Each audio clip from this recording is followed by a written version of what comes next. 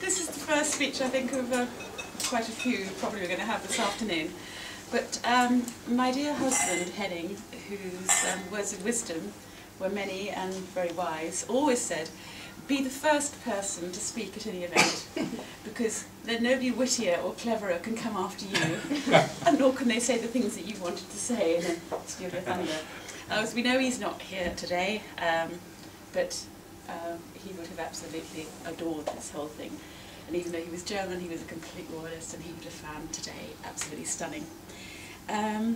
So I'm taking his advice, as I do in most things, not all things, but I'm taking his advice in most things.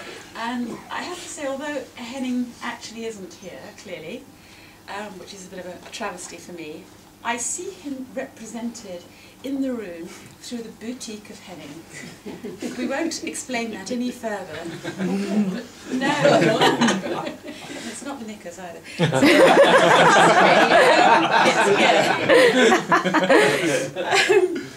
It's really lovely of you all to come today, it really is, because it would be awful just to go and have this occasion and then not celebrate it and not be able to talk about it afterwards. And I had my three musketeers with me, and thank you, Lawrence and Andrew and Jonathan, for being there with me today. I'm not sure they were much use at assessing outfits. And then we can all sort of talk about it into perpetuity. And it has been an absolutely tremendous morning, and it's so exciting, as 1, 2, 3 of us here know. Finally, it's the ladies in the room, isn't it? Only you and Emily. What's the matter with you guys?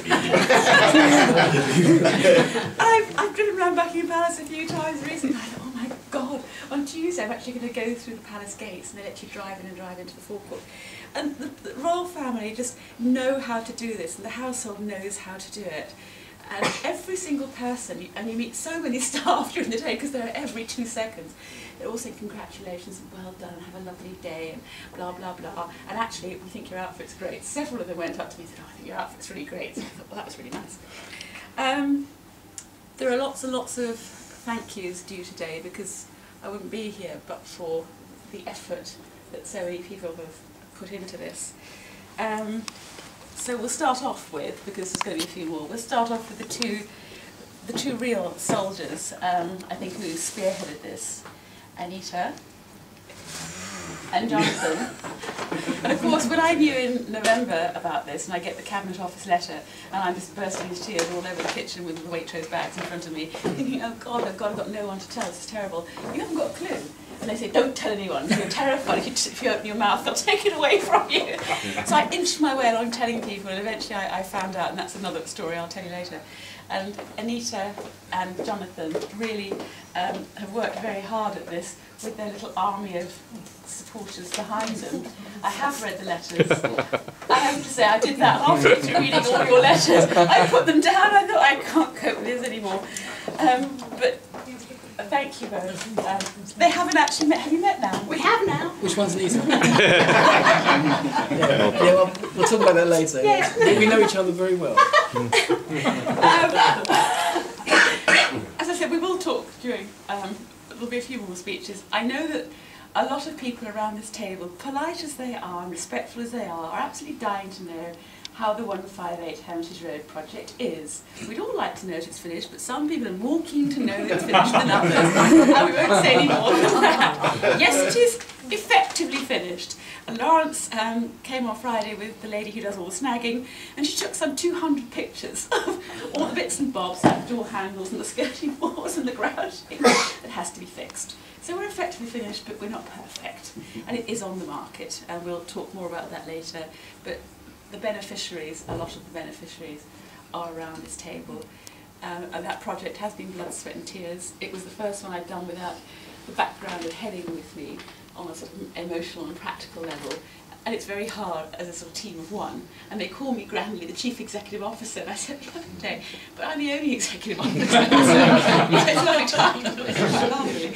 And that site's been difficult. Too many trees, difficult contractors, very difficult. I've had the benefit of having beloved Catherine with me. And we get out of the car, on the site thinking, oh, holy moly, how's it going to go today? We slam the doors, take off our fancy shoes, put on our clod-hopping boots, caked in mud, and one or the other says to each other, be nice. So, as we walk towards the site up, we're already laughing, because we never quite know how it was going to go. So we have it finished, apart from bits and bobs that need sorting out. And the other day I was completely at the end of my tether with these contractors who had no reason not to finish other than lack of labour. Get more people. It's not difficult to work out why we're not finishing here. So I said to someone in the evening, I said, God, this is driving me absolutely up the wall, not being able to finish the project. I said, God, I deserve a medal. And he said, so I'm going to try and erase that from my vocabulary, because that's not what we're doing. So we were going to eat. Obviously we were all a bit hungry, we weren't quite sure what time we were getting back from Palace. We're going to have a little bit of a break in between the starter and the main course, so I can remove my hat. So I'm going to sit here feeling overdressed. So that will take 6 hairdressers upstairs to about with me. It's true. I think I'm joking, they're all up there. With their curling tongues ready. And then we will have a few more speeches as we go along, and we will get updates on various issues. But above all, it's just fantastic to follow a morning like that with an afternoon like this. And to know that you're all taking the afternoon off work, I think is very sensible.